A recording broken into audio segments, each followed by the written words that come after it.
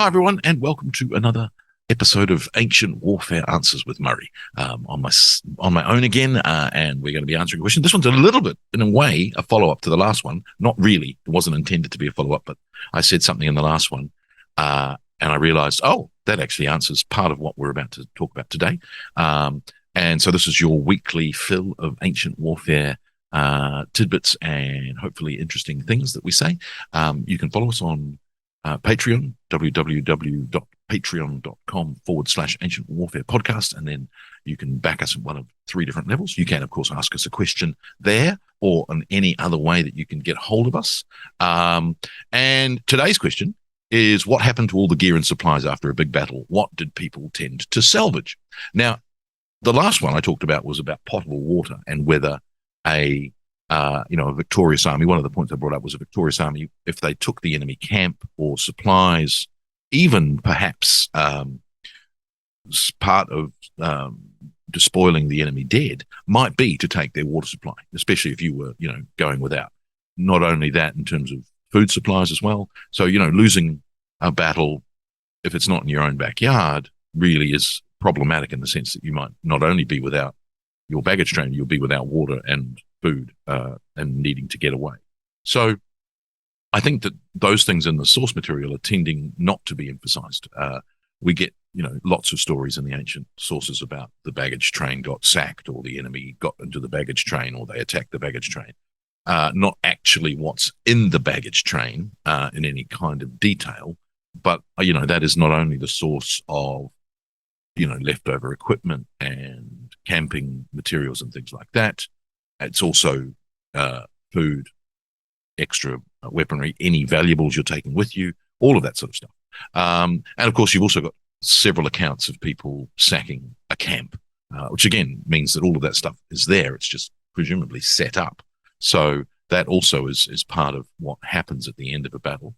Now, of course, in gear and supplies, you've got all sorts of interesting questions, because normally in an ancient Greek and Roman battle, and we have lots and lots of visual evidence of it, much less so literary, other than, again, setting up a tropaion or a trophy at the end of a battle, which tends to be the logical conclusion to a battle in the Greek world, would be that the victor sets up a trophy to show that they've won. Normally a sort of a T-bar or a trunk of a tree, maybe, to show the enemy armor and weapons and shields, and you basically pile it up.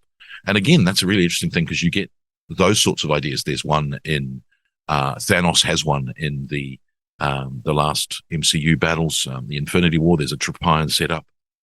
There's one even in the Lord of the Rings series, the new Lord of the Rings series. There's a pile of elven helmets that are piled up to show us the extent of the defeat, which is interesting, because those two kind of misunderstand that it's no, you pile up the enemy, not your own.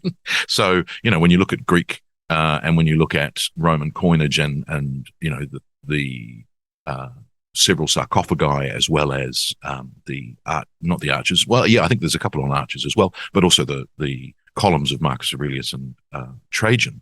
You get these tropaion everywhere, and they're made up of enemy equipment. So they are enemy helmets, enemy armor, enemy shields and weapons. And they're, of course, to put on lots of coins as well. So the idea that they are not, you don't do it for your own people, you do it for the enemy to show that you won. And so that seems to be a standard treatment, but it's not a pile in the sense that you gather all of the enemy equipment and you do that. It seems to be a selective amount. Probably the best examples, perhaps the examples of, the enemy general, if you got some of their gear or something like that. Not everything you could find. Most of that presumably would have been taken as spoil by the victors, perhaps by people who came to the battlefield after the battle was fought. You would, of course, get the enemy who has been defeated requesting through a herald that they have access to the battlefield to get their dead and collect them and either bury them there or burn them there and then carry the ashes home, or carry the bodies home and bury them at their home city, for instance, if the battle's fought close enough. But that's an interesting one, because wouldn't they have lost all of their stuff already? So I think one of the things that's interesting in a battle is obviously at the end of the battle, if you are the victor, if you're the loser, you're trying to get away without being spotted. So, if you have to discard your shield, of course, that's famous in literature and lots of different types of literature, throwing away your shield so you can get away quickly. Someone else is going to pick up that shield. Now, probably in the first instance, I think a lot of that material was either going to be used. If you could get yourself a better helmet or a better sword or a better shield, you would take it and use it. What you would do with your own, probably you would take that with you, and that would be something you could give to someone else or someone at home, or sell it, things like that. Any precious material that rings or other things that were being worn by the enemy would probably be plundered immediately, maybe taken into a giant pile. We get that with lots of Roman warfare, that the spoils would be collected together and then split evenly. And the idea that you took something that wasn't yours, or you took something before the division of spoils was made, was pretty bad. So it would be divided up equally and according to the law. And we get several stories where that doesn't happen, and that's a bad thing for a general to do. And interestingly, in a lot of those, we get the story that a certain percentage of that spoil would be dedicated at the local temple or the local oracle. And we do actually have quite a few of those pieces surviving. There's very famously Miltiades' helmet, for instance, or a helmet with the name of Miltiades inscribed into it, dedicated at Delphi. There's lots and lots of helmets and things dedicated at Olympia. There's, of course, a famous Spartan shield covering, the bronze shield covering from Pylos, which is dedicated in the Agora at Athens, that's still there. So all those sorts of things would be presumably selected and brought back to the city of the victor to be dedicated in a particular spot, whether it be a temple or an oracle in the case of Delphi. But there would presumably be others as well, personal trophies of who you killed and what you took, which would presumably be divided up amongst anyone who was on the victorious side. Things like bronze obviously can be melted down and made into something else, but if you have a good sword, why would you melt it down to make another sword? You would presumably use the sword that it was.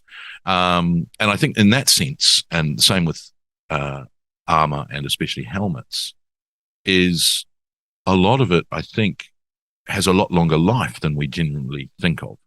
For instance, Corinthian helmets in ancient hoplite warfare, we're told that they're sort of, in their heyday at the beginning of the 5th century BC, so at the time of the Persian Wars, and that they then go out of fashion. And yet we see Corinthian helmets well into the next century and beyond on sculpture. And is that therefore simply harking back to wearing a Corinthian helmet, but no one actually wore a Corinthian helmet? Or are Corinthian helmets worn, just they're a little bit old-fashioned? They're still an effective helmet. I mean, some of the helmets that are discovered at archaeological sites could be worn and used effectively today, such as the fabulous effect of oxidization on bronze, that it protects it rather than deteriorates it like iron. You've also, of course, got muscled cuirasses that keep being depicted, even though they're presumably out of fashion for a very long time. Greaves, similarly, you can pull a greave out of the ground and put it on if you've got the right size calf. So all of those things are interesting. And of course, one wonders about the burial items that are buried with the dead or buried with a warrior who dies at home. Is that theirs, or is it a memento of a famous battle they won, and therefore it's actually a spoil that they are buried with? We're not sure. They don't generally tell us. So all of those sorts of things sort of suggest some kind of fate for some of these materials. Probably things that are wooden are burnt, unless they're salvageable. So obviously a good spear is a good spear, but if its shaft's been broken, it will just probably be burned, and the metal may be recycled or taken to be refitted on a new shaft, for instance. Similarly, any kind of damaged material that couldn't be fixed, because we do have evidence, obviously, of armor patched and things like that from later periods. So chances are that even a damaged set of armor could be patched up and reused by a victor. So all of that sort of thing would be taken by the victors, and then anything that was left would be either taken by the heralds of the defeated, although I imagine that their concern would mainly be with the bodies. They're not going to pick over the equipment that's left behind. That would sort of be probably frowned upon a little bit. And then, of course, at the end of every battlefield, when both armies have moved on, you're going to get people who come to the battlefield from close by and salvage what they can from the battlefield. And that continues to this day in terms of battlefield relics and things like that. So all that sort of stuff would be salvaged in some way. Probably, you know, the immediate aftermath would be the best items getting taken, and then lesser items of things more damaged and things would be taken later. Or, of course, someone might find something that no one else had found. There doesn't seem to be any kind of systematic cleaning of battlefields. We get the accounts in the Roman history of, you know, corpses being left on the battlefield in the Teutoburg and other campaigns in Germany, for instance. So it's not systematic. It certainly is kind of haphazard. Whereas we think that with other battles, such as between Greek cities, it's much more ritualized.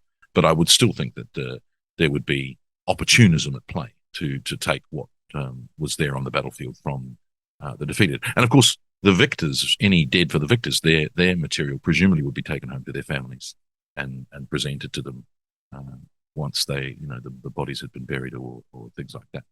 Anyway, I hope that answers the question. Hopefully it hasn't raised more questions than it answers. Anyway, and we will see you next time on Ancient Warfare Answers. Thanks. Bye.